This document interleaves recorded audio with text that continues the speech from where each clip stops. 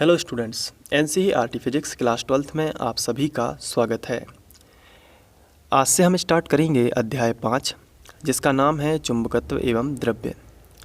तो ये अध्याय काफ़ी छोटा अध्याय है और ये अध्याय समाप्त होते ही हमारी यूनिट भी समाप्त हो जाएगी।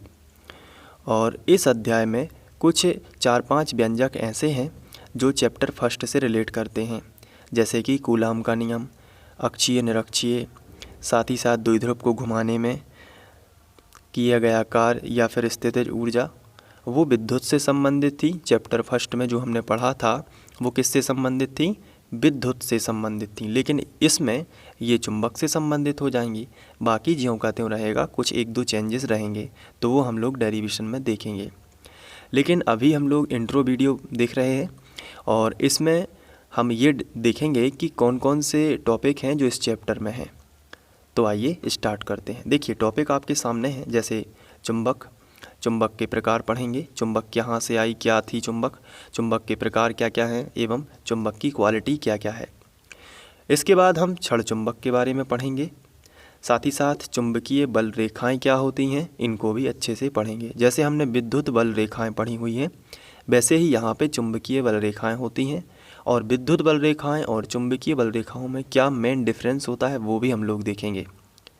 इसके साथ साथ चुंबकत्व संबंधी कूलाम का नियम, देखिए ये आ गया ना कूलाम का नियम, तो ये किससे संबंधित है? चुंबक से संबंधित, तो ये भी हम अच्छे से समझेंगे।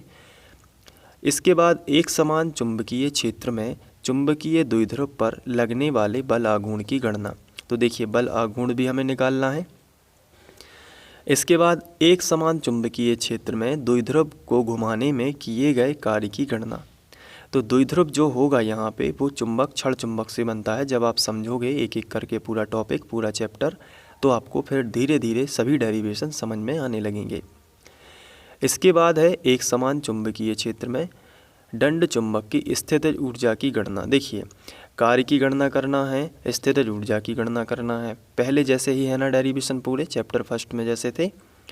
इसके बाद दंड चुंबक एवं धारावाही परिनालिका में अंतर, तो इसको भी हम लोग देखेंगे। इसके बाद धारावाही लूप का चुंबकीय द्विध्रुव की भांति व्यवहार करना, तो जैसे मैंने अभी आपको जो वस्तुनिष्ठ प्रश्न कराए थे पिछले चैप्टर के, तो उसमें मैंने बताया था कि धारावाही जो कुंडली होती है वो चुंबक की भांति व्यवहार करती है। अब क्यों करती है वो हम यहाँ पे डिस्कस कर लेंगे। इसके बाद एक दंड चुंबक को उत्तरी ध्रुव में भौगोलिक उत्तर में रखने पर प्राप्त रेखाओं का आरेख खींचिए।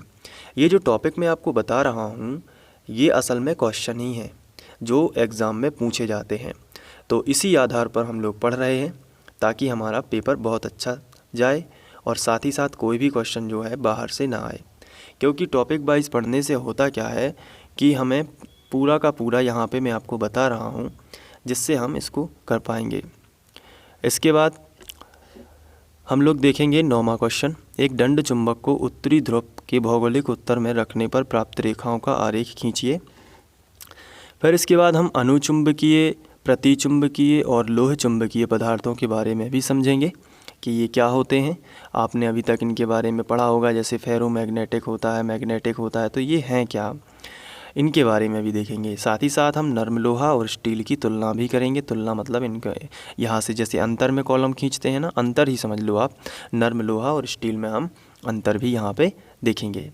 तो इसके बाद भी और भी हैं टॉपिक, देखते हैं। इसके बाद है 12वां टॉपिक, नर्म लोहे से हम विद्युत चुंबक बनाने की विधि देखेंगे कि कैसे हम नर्म लोहे से विद्युत चुंबक बना सकते हैं। फिर विद्युत चुंबक के कोई 4 उपयोग, कहाँ पे चुंबक का यूज होता है ये भी हम देखेंगे, ये भी क्योंकि पूछा जा सकता है। थ्योरिकल क्वेश्चन कभी कभी इस तरीके से पूछ लिए जाते हैं जो काफ़ी बेसिक होते हैं, हमारे दैनिक जीवन से जुड़े हुए होते हैं, तो बोर्ड परीक्षा में आने की संभावना ज़्यादा हो जाती है। इसके बाद विद्युत चुंबक एवं स्थायी चुंबक में अंतर, तो ये भी। इसके बाद कुछ ऐसे तथ्यों का वर्णन करो जिससे प्रमाणित होता है कि पृथ्वी का स्वयं का एक चुंबकीय क्षेत्र है, तो इसको भी हम करेंगे। साथ ही साथ पार्थिव चुंबकत्व का कारण। इसके बाद दिक्पात का जो कोण होता है, नमन कोण होता है या इसे हम नति कोण भी कहते हैं, और इसी से संबंधित जो घटक होते हैं वी एच आई थीटा में संबंध, जब इनको पढ़ेंगे तभी आपको ये समझ में आएगा ये क्या है। इसके बाद फिर हम करेंगे NCERT के संख्यात्मक प्रश्न और सबसे आखिरी में हम लोग करेंगे वस्तुनिष्ठ प्रश्न। ये वस्तुनिष्ठ प्रश्न करना काफ़ी इम्पोर्टेंट होता है क्योंकि हमसे ऑब्जेक्टिव टाइप क्वेश्चन भी पूछे जाते हैं। तो इस तरीके से ये था हमारा पूरा फ्लो कि कैसे हमें इसको पढ़ना है। ये चैप्टर देख रहे हैं आप, सिर्फ 21 टॉपिक हैं। 20वें टॉपिक में हो सकता है कि यहाँ पे 5 से 6 सवाल NCERT के हो जाएंगे और भी हो सकते हैं ज़्यादा। तो देखेंगे कि कितने करवाने हैं, नोट्स के अकॉर्डिंग चलेंगे। और नोट्स तो आपने डाउनलोड कर ही लिए हैं। नोट्स डाउनलोड करने के लिए आप हमारी वेबसाइट notes.by.sandeep.com, आपको गूगल सर्च बॉक्स में क्या लिखना है, notes.by.sandeep.com।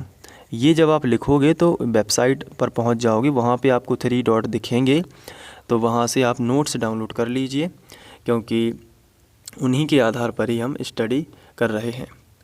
ठीक है, तो ये हो गया। अब हम लोग फर्स्ट चैप्टर स्टार्ट करते हैं। फर्स्ट जो हमारा इंट्रो वीडियो है उसको स्टार्ट करते हैं और देखते हैं कि चुंबक क्या होती है। ठीक है, चुंबक के प्रकार क्या हैं, ये गुण क्या होते हैं चुंबक के। Thank you.